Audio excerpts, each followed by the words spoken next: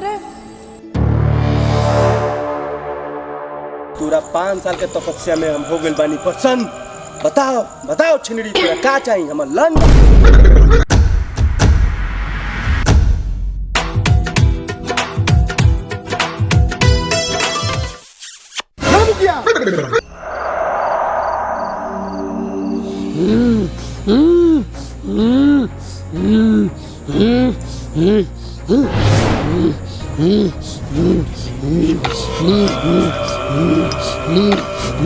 ओम क्लीम क्लीम चामुंडाय नमः स्वाहा।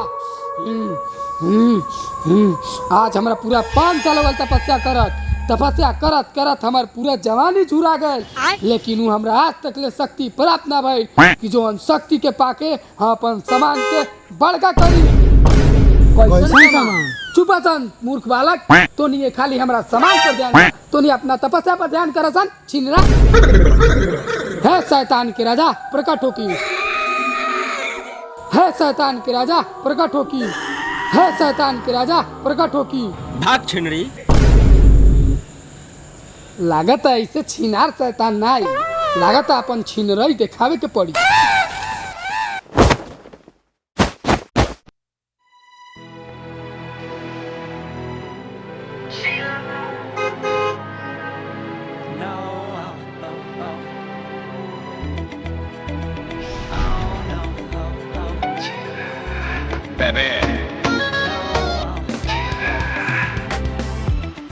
Hold on, girl, now wait just a minute.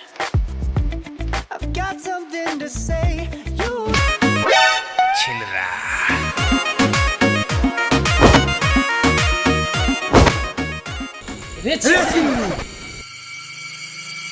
छिनरा प्रणाम छिनार शैतान। पूरा 5 साल के तपस्या में हम हो गइल बानी प्रसन्न। बताओ बताओ छिनरी तोरा का चाहिए हमर लंड? ए छिनार शैतान, तोर हम 5 साल तक ले पूजा करी, लेकिन वो आज तक ले हमरा शक्ति प्राप्त ना भइल कि जो हम शक्ति के हम पाके जवान हो सकी आ अमर हो सकी। तोरा अगर हमेशा ला अमर होके के बा तो तोरा एक हमर काम करे के पड़ी। कथी छिनार शैतान बताई, ऊ हम करे लांग तैयार बानी। छिनार शैतान औकात में ये छिनरी बात के पहले ही से नजर बा। ना ना ना ना ना, अगर तोरा हमेशा खातिर अमर रहे के बा और जवान रहे के बा तो तोरा वो दिव्य बच्ची के बलि देवे के पड़ी। लेकिन छिनार शैतान, ऊ दिव्य बच्ची कहाँ मिली? वो दिव्य बच्ची के खोजल तोर काम बा। छिनरा चला उठाओ तो झोला, चला सन कासवा टोला।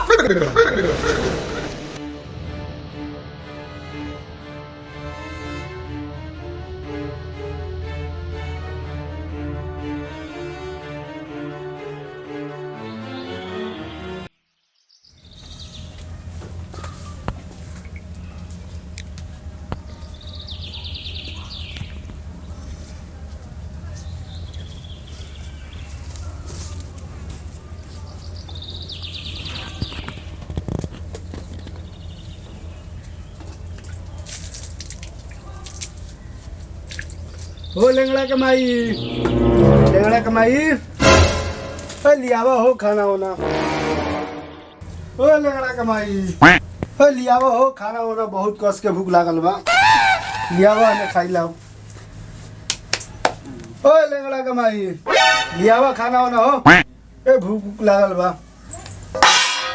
नाती के बेटा रोज आता रहो, रोज घूम को चला होता रहो, बाप कौन सही खाना? रे भोसड़ी जा तनी काम करे तो काम मिलते नहीं तो कहाँ से लिए रे? खान मरवा के लिया खिलाई का तोरा? एक कोरिया के कामे नहीं मिलो, सारा एरिया के लोग रिपुराज में कमा के लाल हो गए, एक कोर फुटा का कामे नहीं मिलो। ई भोसड़ी मेहरारू के चलते हम पागल हो जाए, पगला जाए, लेकिन ई भोसड़ी ना मानी।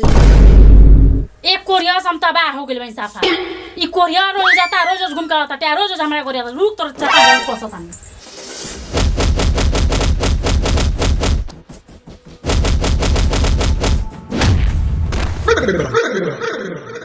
अरे बाप रे, ई लंगड़ा का माई छुरी मेहरारू भोसड़ी बड़ी बार मर।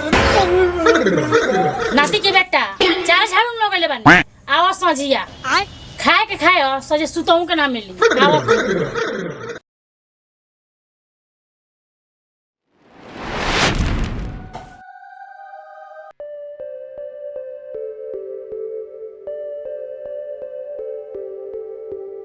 कासो टोला में तो आ गई। अब कैसे भी करके वो हमरा दिव्य बच्चा के हासिल करे के बा, लेकिन हई रूप में कैसे जाम तो गांव के आदमी शक करी।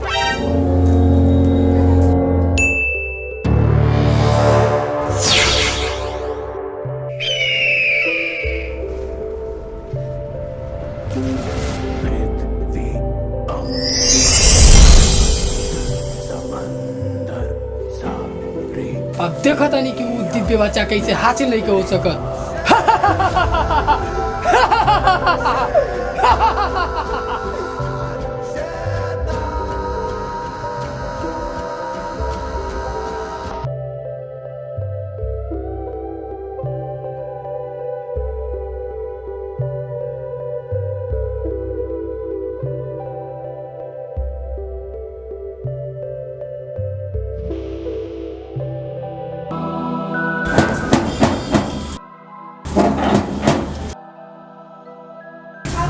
बउआ हम 4 दिन से कुछ खाना नहीं पहले जाके कुछ खिया दो बउआ।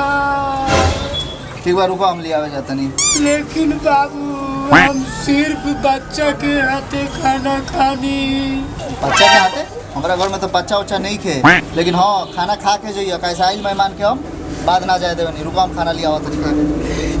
ए बउआ हम सिर्फ बच्चा के हाथे खाना खानी।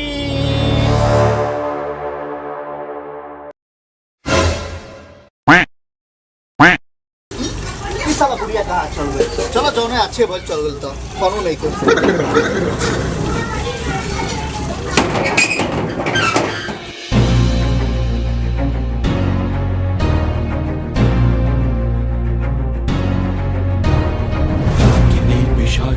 सर्वस्त्र सर्वनाशिनी रूप रंग मोहिनी है मानव रक्त की लोभिनी।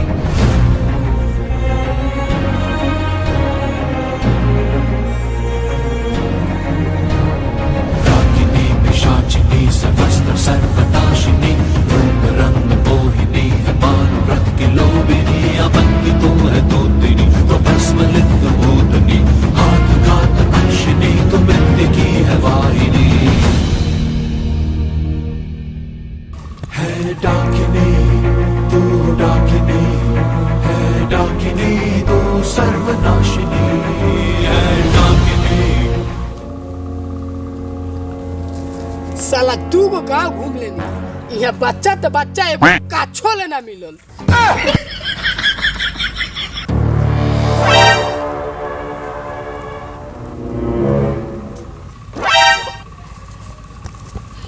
ए बाबू ए बाबू ए बाबू ए बाबू कहाँ जाते रे बाबू? है तेरा बाप के शादी में जाते नहीं चल बे रे घोसड़ी, तेरा नहीं खेलो तो हम पड़े जाते। ए बाबू ऐसे काहे को हो तेरा बाबू? हम तेरा खतरा लॉलीपॉप लियाल बने ला आई खा।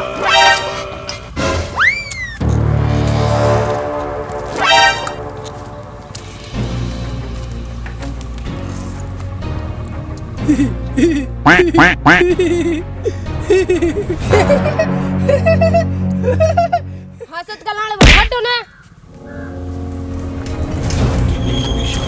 सर्वस्त्र सर्वनाशिनी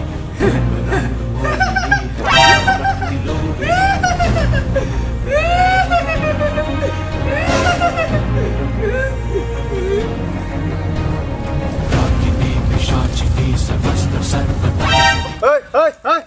ये क्या होता है? तो घर कहाँ रही? एक बच्चा का बोरा में काला कसत है। रुक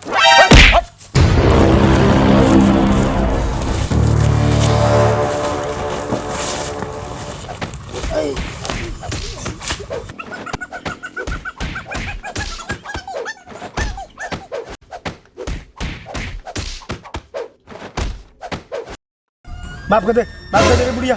ओए बुढ़िया माफ कर दे। एकरा बाद हमार दोबारा रास्ता रुके कोशिश कर ली तो भैया को तोरा गाड़ में डाल के खड़ा कर दे। कैसे कि हमार नाम छिनरी डाइन हमार स्कूल से लेकर घरों तक ले हमार नाम के खौफ चलेला छिनरी डाइन के खौफ चलेला छिनरी डाइन के खौफ तोर मुंह महकता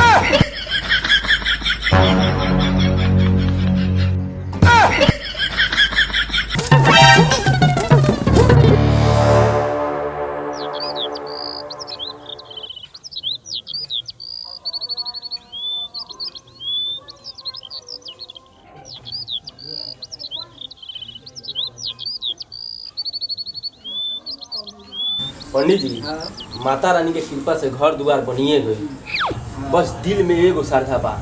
अब का चीज के श्रद्धा बा घर बढ़लही बा माता रानी की कृपा से गोरी घर बनतही बा 4-4 गो गाड़ी बा 20-20 बीघा जमीन बा अब का चीज के श्रद्धा बा। हाय महाराज माता रानी के कृपा से तू सब बा हमारे पास बस दिल में एक एगो श्रद्धा बा ए साल के दुर्गा पूजा हम पूरा धूमधाम से मनाएंगे। अति उत्तम बहुत बढ़िया विचार बा राहुल लेकिन जजमान एमे खर्चा थोड़ा मोटा लागी। का बात करता नहीं महाराज माता रानी के कृपा से हमारे पास सब कुछ बा तन मन धन से सब कुछ भरल बा का एगो दुर्गा पूजा हम नहीं करा सकत इतना लाचार हो गइल बनी हम का महाराज रुआ का कहतनी ए तब तो सब कुशले मंगल बा सब जय जय बा लेकिन जजमान पंडित जी कहाँ के मंगावतनी। अरे महाराज रुआ ऐसा काहे बोलता जब रुआ बढ़ले बनी तो टेंशन का चीज के बा सब रुआ देख ले और रहल खर्चा पानी के टेंशन मत ली बहुत बा हमारा पास खर्चा पानी करे खातिर। मुखिया जी बहुत ही बड़ा का अनर्थ हो गई। अरे ऐसा का हो गई कि तू कुत्ता लखा हापता होता मुखिया जी हमारा आँख के सामने एगो डाइन एगो बच्चा के बोरा में कस तरह रखिया अब जब कहीं नहीं बचावे डाइन हमरों के बहुत मार बोले भी है मुखिया जी। इतना दुस्साहस कि हमरा दुर्गापुर गांव में एगो डाइन घूमी चलो सन चलिए मुखिया जी चलिए।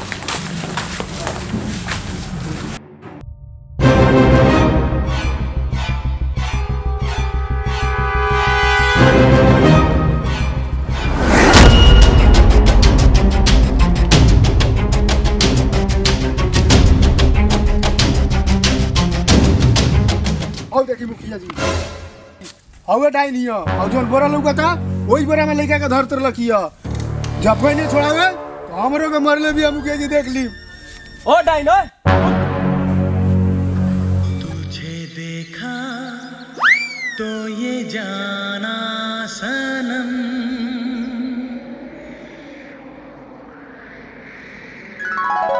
प्यार होता है दीवाना सनम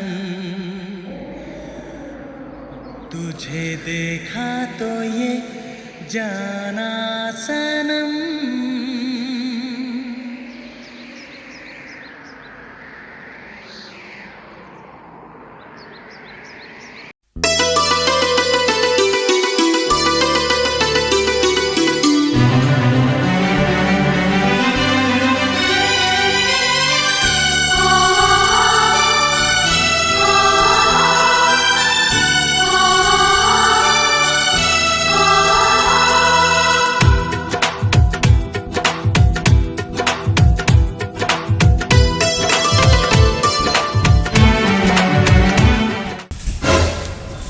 मुखिया जी ई मुखिया साला भोसड़ी वाला एकरा गाना में हुकम नो फीटा फाला।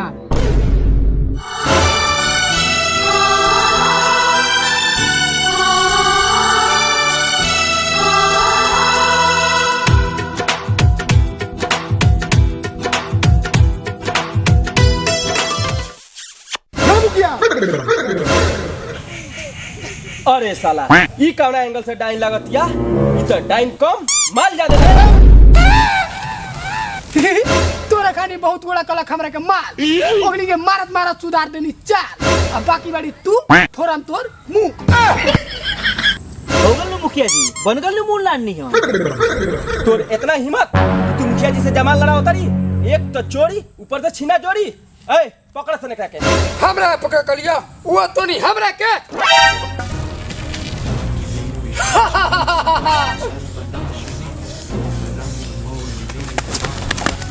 पंडित जी आई पकड़ ले बानी अपना ही करी ए हम का बार झेला लगन अपन तहनी। अब तोनी ना कुछ कर बसन, अब करब हम, तोनी देख बसन। ए मुखिया जी रउवे कुछ करी, ई बहुत ताकतवर बिया। अब हमनी एकरा के ज्यादा देर नहीं किसी रोक सकत। अब हाँ हम का कर सकतनी, जब पंडित जी के फाट के हाथ में आ गेल तो। ए जजमान ऐसे काहे बोलतानी? एगो उपाय का उपाय बा बताई जल्दी।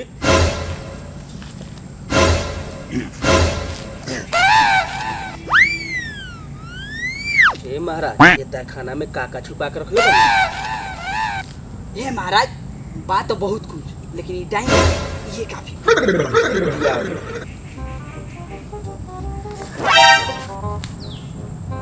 मुखिया जी अपने में का लाभ बतिया तनी। आई पहले डाइन के मारी बहुत ही शक्तिशाली डाइन बिया। आई हां मुखिया जी आई मारी कोख में, मारी कोख में। ना मुखिया जी पीछे मारी पीछे। ना मुखिया जी कोख में मारी। ना पीछे मारी पीछे। मुखिया जी कोख में मारी, पीछे मारी पीछे पीछे। कोख में मारी, पीछे मारी। ना मुखिया जी कोख में मारी, कोख में। ना पीछे मारी पीछे। मुखिया जी कोख में मारी, पीछे मारी।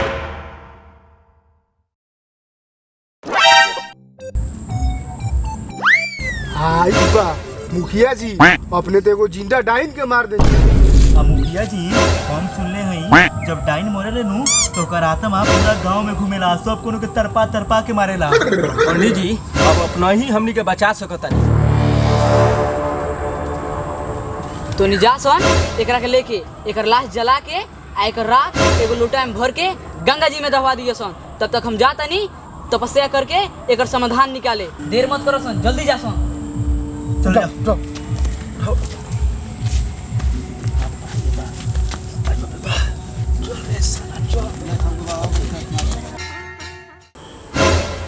हे दुर्गे माँ प्रकट हुई, हे दुर्गे माँ प्रकट हुई, हे दुर्गे माँ प्रकट हुई। अपने के भक्त बहुत बड़ा संकट में पड़ गए बा, जल्द से जल्द इस संकट से अपना भक्त के मुक्त कराएं।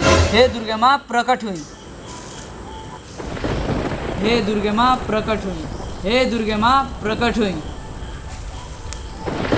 हे दुर्गे माँ प्रकट हुई, हे दुर्गे माँ प्रकट हुई, हे दुर्गे माँ प्रकट हुई, हे दुर्गे माँ प्रकट हुई,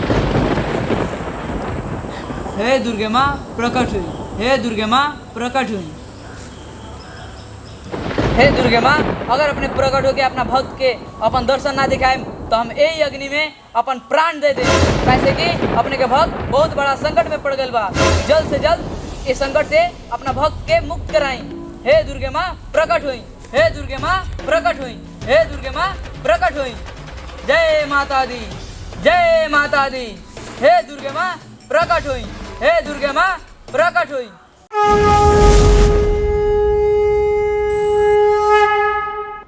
उठो पुत्र,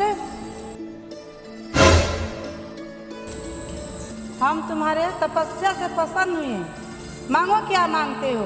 हे माता रानी अपने के दर्शन हो गल, ऐसे बड़ हमरा का चाहिए। बस अपने से एक एगो विनती बा, हमनी जाने अनजाने में एगो डाइन मार देनी सन, जौना के शराब आज पूरा गांव झेलता। बस वो शराब से हमनी के मुक्ति दिला दी। हे माता रानी हमनी के मुक्ति दिला दी उस शराब से। तो नहीं जाने अनजाने में काला जादू की रानी कल की डाइन के मार देले बड़ा सन। हे माता रानी हमनी के जाने अनजाने में अब तो गलती हो गई बा, अब आखिरी सहारा रहुए बानी, बचा ली माँ, हमनी के बचा ली। चिंता मत कर पुत्र, तोरा गाँव में जन शराब लागल को हटा चुकल बानी।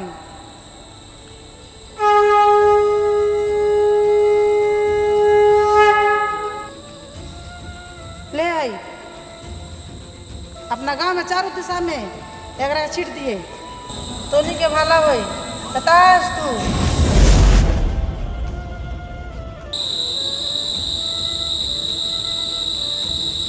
माता रानी की जय, माता रानी की जय, माता रानी की जय।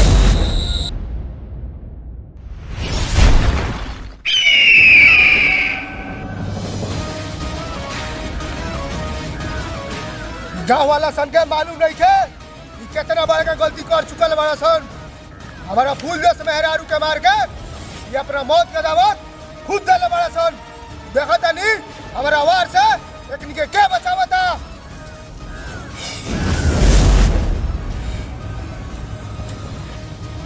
ओए साधु, जोन गोड़ से आयल बड़ी वही गोड़ से वापस चल जो, ना तो अंजाम बहुत बुरा होई।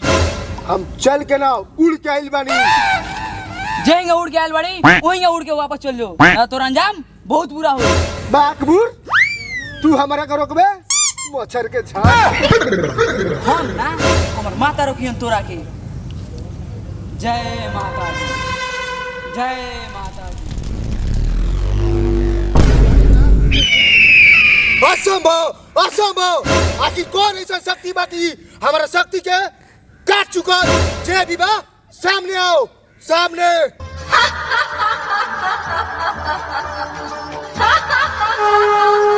हमारा रहते हमारा भक्त के और गाँव वाला के कोनो भी हाथ नहीं लगा सकत। देख ली हमर माता के शक्ति। कोनो भी काला जाति के गाँव में बाहर करे से पहले हमरा सबका टकराए के पड़ी। अगर हमारा मेहरारू के बदला लेवे खातिर साक्षात वर्मा जी भी आ जन तब उकरा से टकराव कर सकतनी।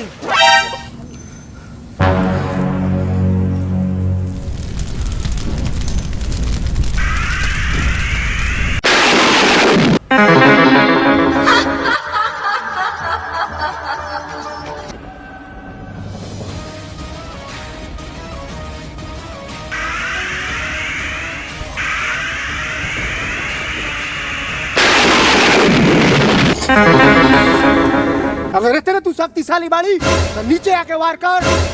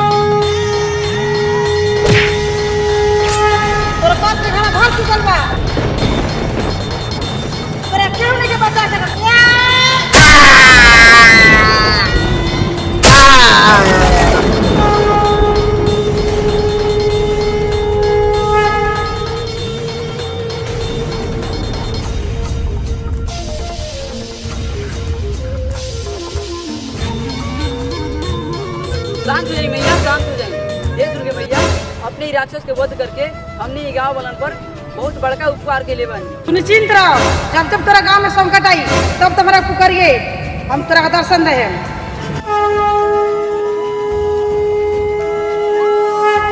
दुर्गा मैया की जय, शेरा वाली मैया की जय, दुर्गा मैया की जय। हेलो भाई लोग, तो क्या हाल चाल बा? आशा करता नहीं कि वीडियो बहुत बढ़िया लगा होगी, ठीक बा? तो अगर वीडियो अच्छा लगे तो चैनल कर दे सब्सक्राइब, आप वीडियो को मारे लगन लाइक। तो एमे कहे के का बा, दबा के कमेंट करी लगिन, शेयर करी लगिन, दबा के शेयर भी करी, हर ग्रुप हर व्हाट्सएप सब में शेयर करें। तो यूट्यूब के चैनल के नाम द मुराद वाइंस। तो अगला नया वीडियो तब तक के लिए जय माता दी। जय माता दी।